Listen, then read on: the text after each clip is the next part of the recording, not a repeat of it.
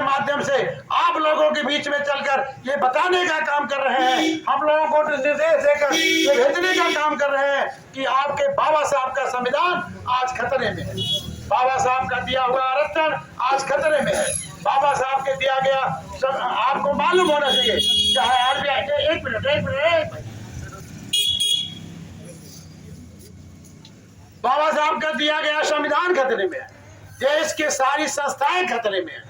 आपसे पूछना चाहता हूं, पहली सरकार आई उसने कहा कि हम जो है कि देश की व्यवस्था बदल देंगे, योजना आयोग को नीति आयोग बना दिया, आरबीआई के गवर्नरों के भेंटने लगा, हमारे रुपया का मुद्रास्फीति कितना जो है कि गिरी हुई है साथियों, आपको सबको मालूम है, मुद्रास्फीति बढ़ गई, हमारी रुपये का अवमूल्यन हुआ।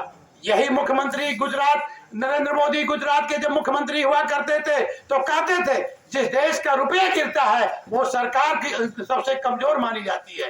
अरे मोदी जी आपको शर्म आनी चाहिए, आज रुपया लगभग 90 पैसा के बराबर, $1 90 पैसा के बराबर हो गया, तब आपको कहां शर्म आ रही है। आज मुद्रास्फीति इतनी बढ़ गई, जीडीपी कमजोर हो गई।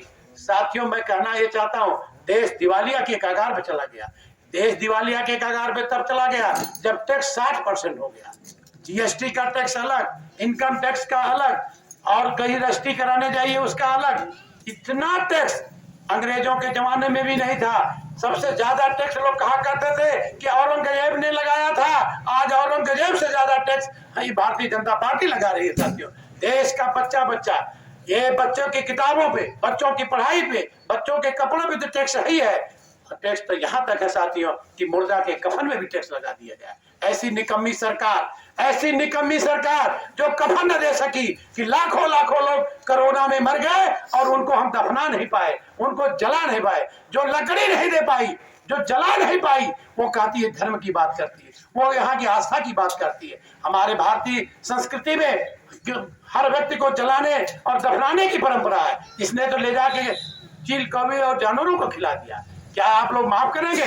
कोरोना का हुआ दर्द आप माफ कर सकते हैं? कोरोना के दर्द से उभरा हुआ ये बात प्रमाणित हुई कि ऑक्सीजन की कमी और पैरासीटामोल की कमी से लाखों लाखों लोग मर गए।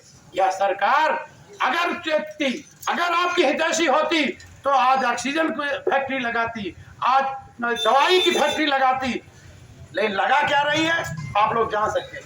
जहां यूनिवर्सिटी होनी चाहिए, जहां मेडिकल कॉलेज बनना चाहिए, जहां एम्स बनना चाहिए, आईआईटी बनना चाहिए, आईआईएम बनना चाहिए, बच्चों की शिक्षा बहुत अच्छी होनी चाहिए, वहां पर सबको क्या करा रही साथियों बताने की जरूरत नहीं है। एक एक बच्चा जान रहा है यह सरकार आपको कहां ले जाना चाहती है। आज अगर संकट आ जाए, आज कोरोना जैसा संकट आ जाए तो एक तरफ से सब लोग पिस जाओगे, कोई बचेगा नहीं, क्योंकि किसी के पास, इस सरकार के पास न ऑक्सीजन है, न दवाई है, न किट्स है, और बस जबरी मार डालेगी।